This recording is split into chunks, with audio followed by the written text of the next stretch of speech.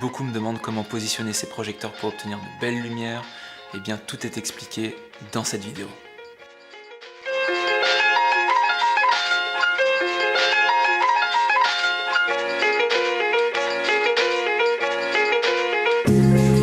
Oh, it's true. It's true. It's true. Le moyen le plus efficace pour positionner ces lumières, c'est de partir sur ce qu'on appelle le système à 3 points. 3 points, il faut donc 3 projecteurs différents. Le premier, on va l'appeler la key light, ou en français la lumière principale. Elle va nous servir à donner le sens général de la lumière, sa couleur, sa puissance, etc. Pour cet exemple, on va donc imaginer que je souhaite faire un face caméra assez classique, donc une image pas trop contrastée, et qui paraisse le plus naturel possible. Je vais donc envoyer la lumière principale de ce côté-là, une lumière bien blanche, assez douce. On peut donc voir que cette lumière crée des ombres sur ce côté du visage, et c'est là que la deuxième lumière va nous être utile.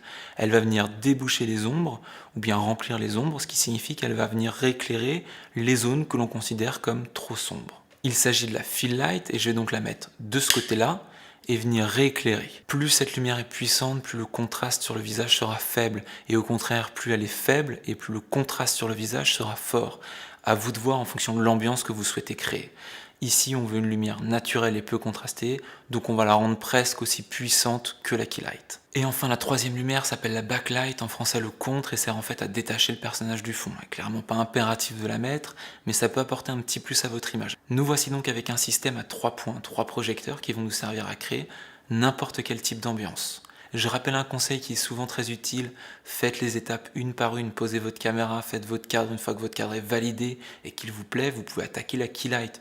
Une fois que celle-ci vous convient, vous pouvez attaquer la fill, etc. Au début, vous aurez besoin de revenir sur les étapes précédentes pour réarranger au fur et à mesure, mais petit à petit, avec de l'expérience, une fois qu'une étape est validée, vous n'aurez pas à revenir dessus et c'est là que vous allez commencer à gagner du temps.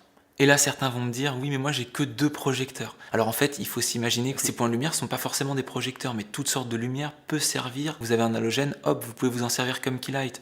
Vous avez une grande fenêtre lumineuse, ça peut être votre key light aussi. Vous avez une lampe de bureau, ça devient votre backlight, etc. Tout est bon pour créer une ambiance. Il n'y a finalement que votre créativité qui peut vous limiter. Alors surtout, ne vous imposez pas de limites, pas d'excuses, soyez le plus créatif possible. N'hésitez pas, tous ceux qui ont des questions sur la mise en place de la lumière, je vous attends dans les commentaires et bien sûr aussi sur le groupe Facebook. Je vous souhaite à tous plein de belles choses et à la semaine prochaine. Oh, it's true. It's true.